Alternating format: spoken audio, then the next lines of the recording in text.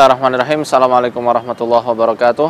Insya Allah pada kesempatan ini kita akan bahas masalah jenis-jenis tujuan sihir dan juga tata cara penanganannya. Yang pertama, jenis tujuan sihir yaitu sihir tentang percintaan, sihir mahabbah, yang biasanya orang Indonesia mengatakannya atau menyebutnya dengan sebutan sihir pelet. Sihir pelet kalau di Indonesia ada banyak, punjali, jaran goyang, ajian semar mesem, dan lain sebagainya. Ada banyak sekali. Nah, bagaimana tata cara pengobatannya? Tentunya kita mesti tahu nih. Kita mesti tahu tujuan jenis sihir ini, jenis tujuan sihir ini dilakukan dengan metode yang mana. Namun secara keseluruhan, secara umum, yang pertama kali kita lakukan, jangan turuti dan jangan ikuti alur permainan setan dalam sihir tersebut. Sihir mahabbah sudah barang tentu alur permainan setan yang dikehendaki oleh setan, dan si sahirnya, si penyihirnya adalah agar orang itu cinta terhadap orang yang menyihirnya. Maka jangan ikuti dan jangan turuti. Kalau bisa lawan sekuat tenaga, jangan sampai ngerasa rindu dan jangan ngerasa cinta. Alihkan perasaan kita kepada orang-orang yang benar-benar memang menyayangi kita, pada istri kita, kepada suami kita, anak-anak kita, orang tua kita, sehingga tidak perlu memikirkannya. Kalau masih kepikiran terus, yang pertama kali kita lakukan, bisa langsung memegangnya di antara titik ini, titik-titik di kepala ini, pegang, kemudian dibacakan ayat-ayat pembatal sihir. Surat Al-Baqarah 102 misalnya, ya. Dan juga Ayatul Kursi. Ayatul Kursi ini memang saya rasa harus dibaca di setiap pengobatan sihir. Kemudian dua ayat terakhir Baqarah. Surat A'raf 117 sampai 122, Yunus 8182, Toha 69, dan juga yang paling utama Al-Ikhlas 3 kali, Al-Falaq 3 kali, An-Nas 3 kali. Lalu kemudian tiupkan di daerah ubun-ubun. Kalau dia kok masih terbisik-bisik suara orang yang menyihirnya karena mungkin disihir, sihir mahabbah ini melalui telepon, maka pencet titik di belakang telinganya tepat. Nah, antum bisa pegang, ya, di belakang telinga ini ada lekukan kecil, maka daerah sini yang kita pencet. Semua ada ukurannya, ada tahapannya. Pertama mungkin pelan, kemudian dipencet agak bertenaga. Jangan terlalu keras ya, jangan terlalu keras karena bahaya. Selain nanti bisa abuh juga membahayakan. Sekedarnya saja. Biasanya kalau memang ini ditujukan melalui jalur telepon, orang yang diruqyah itu akan batuk-batuk, seakan tercekik. Padahal cuma sedikit saja, padahal cuma disentuh sedikit. Kalau batuk-batuk sudah langsung pegang daerah dada dan dikeluarkan, digiring ke arah mulut, lalu komandokan untuk dikeluarkan. Kemudian jikalau sihir mahabbah ini menggunakan metode masrub, maka yang kita butuhkan adalah media-media atau herbal-herbal yang mampu digunakan untuk detoksifikasi, untuk mengeluarkan toksin, mengeluarkan racun dalam tubuh, termasuk media-media sihir yang larut ke dalam tubuh tersebut. Yang mudah apa? Yang paling mudah, sediakan susu sama madu. Sudah, ini saja. Susu dengan madu. Atau bahkan kalau orang kena sihir yang memang itu sudah parah, tingkat kepekaannya tinggi, sudah susu sama pisang, blender jadi satu, ya, di blender jadi satu, bisa 1 pisang atau 2 pisang, terserah lah ya. Susunya yang berapa, 1 liter, kemudian di blender dijadikan satu, dibacakan ayat-ayat ruqyah, terutama surat Ad-Dukhan 43 sampai 47, diulang-ulang. Ketika ayat kalmuhli yaghli fil butun diulangi berkali-kali. Nah, kemudian yang mudah juga baca surat Zalzalah. Idza zulzilatil ardu zilzalaha wa akhrajatil ardu athqalaha. Dan ketika bumi itu diguncangkan dengan guncangan yang sangat dahsyat, lalu kemudian bumi itu mengeluarkan segala isi perutnya. Diulangi, wa akhrajatil ardu athqalaha, wa akhrajatil ardu athqalaha, wa akhrajatil ardu athqalaha. Insyaallah akan muntah-muntah atau mungkin keluar lewat feses, BAB. Jangan heran ketika kita detok, nanti muntahnya lama atau sakit perut atau buang-buang terus di kamar mandi. Ya, maka itu adalah tanda yang baik bahwasanya media sihir sudah keluar dengan izin Allah Subhanahu wa taala. Apalagi ditandakan kalau nanti muntahannya memuntahkan muntahan-muntahan yang memang biasanya baunya luar biasa busuk dan juga ada kehitam-hitamannya atau bahkan ada yang menghijau. Ini tentang sihir mahabbah. Ya, sekilas.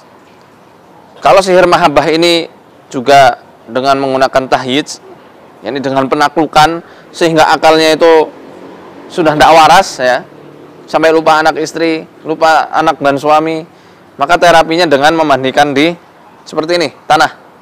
Di tanah, kemudian didudukkan. Langsung didudukkan, tata caranya kaki selonjor ya, di tanah. Kalau bisa langsung di atas tanah semacam ini. Tangan menyentuh tanah seperti ini. Lalu diguyur dari atas ubun-ubun ke arah kanan terus lalu ke arah kiri sehingga air itu seakan menyabet semua saraf-saraf yang dirusak oleh setan, yang dikacaukan oleh setan. Lebih bagus ketika hujan, langsung di hujan-hujankan itu orang yang terkena sihir di akal pikirannya sehingga stres, sehingga pengennya ketemu terus sama orang yang bersangkutan dan lupa sama keluarganya. Nah, ini butuh kita terapi dengan terapi air. Lalu kemudian yang kedua adalah sihir kebencian. Sihir kebencian ini mencakup tafrik ya, sihir pemisah.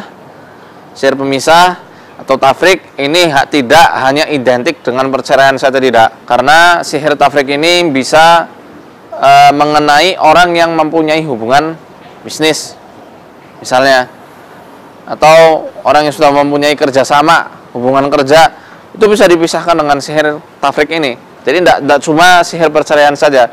Untuk sihir-sihir pemisah ini biasanya ada tahapan-tahapannya, yang mana tahapan ini selain merusak akal pikiran, merusak hati, ini juga akan merusak organ tubuh. Maka biasanya orang-orang yang kena sihir tafrik itu akan diluapkan dulu emosinya sama setan. Marah. Supaya apa? Supaya nanti simpul-simpulnya terbuka, setan mudah untuk menguasai orang tersebut. Tahapannya, jika dia sudah dibuat marah, dibuat benci sama istrinya, dibuat benci sama suaminya, sama rekannya, sama temannya, itu nanti ketika bencinya itu meluap-luap ya, sering meluap-luap, sering diutarakan kepada rekannya tersebut, nantinya akan timbul efek atau dampak yang buruk kepada tubuhnya. Salah satunya sakit di perut. Sakit di perut ini mencakup radang usus, radang lambung, lalu kemudian penyumbatan pembuluh darah di otak, bahkan bisa sampai stroke, bisa sampai lumpuh mendadak. Maka tidak heran kadang orang-orang yang disihir kok kenapa tiba-tiba melumpuh mendadak, pasti ada sebabnya. Selain karena sihir ya, itu sudah disulut dulu karakter pemarahnya sama setan. Ketika ini sudah melunjak, marah-marah terus, sudah lumpuh mendadak. Nauzubillah, lumpuh mendadak, sakit di perut, jantungan, dan lain sebagainya. Di antara penyakit-penyakit yang lain. Untuk penanganannya kita lihat ini dengan jenis apa biasanya. Biasanya sih ya, yang terjadi di lapangan itu dengan menggunakan media makanan atau minuman sehingga semua isi rumah makan, terutama suami dan istrinya. Maka didetok sama seperti tadi. Susu madu atau susu sama pisang. Lebih dahsyat lagi dengan menggunakan 72 daun gandarusa atau daun alpukat Yaman. 72 daun gandarusa di blender dengan air 250 ml. Jadi seukuran dengan air kemasan gelas yang kecil itu. air mineral kemasan, di blender lalu diminumkan. Kemudian sihir yang mencakup kebencian ini adalah sihir ta'til zawaj. Ta'til zawaj ini adalah sihir untuk yang ditujukan untuk agar orang itu tidak mau nikah sulit. Ada yang mau melamar tapi orang yang melamar melihatnya itu jelek. Mau melamar orang tapi ngelihat yang dilamar itu juga jelek. Jadi dibuat benci.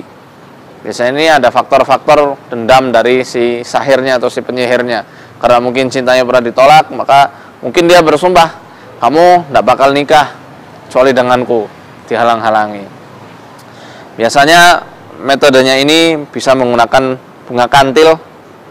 Itu ditaruh di sofanya atau di tempat-tempat yang memang biasanya itu dibuat ruang pertemuan antara tamu dan tuan rumah. Bisa juga di pintu gerbangnya, sehingga ketika orang yang masuk pintu gerbang hendak melamarnya itu sudah merasa hawanya tidak enak di rumah tersebut. Panas, anyes, dingin, tidak jelas, merinding, tidak mood. Tiba-tiba udah tidak kepengen lagi melamar. Dan yang semacamnya, ada banyak. Selain dengan bunga kantil, itu juga bisa biasanya menggunakan metode tanah. Baik tanah kuburan atau tanah yang lain ditaburkan di tempat biasanya dia melangkah. Nah, sehingga ditutup penglihatannya untuk melihat keindahan-keindahan makhluk Allah yang hendak dinikahinya atau hendak menikahinya. Selain itu biasanya itu dicuri dengan menggunakan bekas-bekas pakaian korban yang dijemur, diikatkan, kemudian benar-benar terhalangi untuk menikah, semacam itu. Yang pengobatannya kita bisa langsung praktekkan, karena biasanya mereka itu langsung diserang di daerah pundak, kepala, terutama di daerah sini, daerah belakang kepala,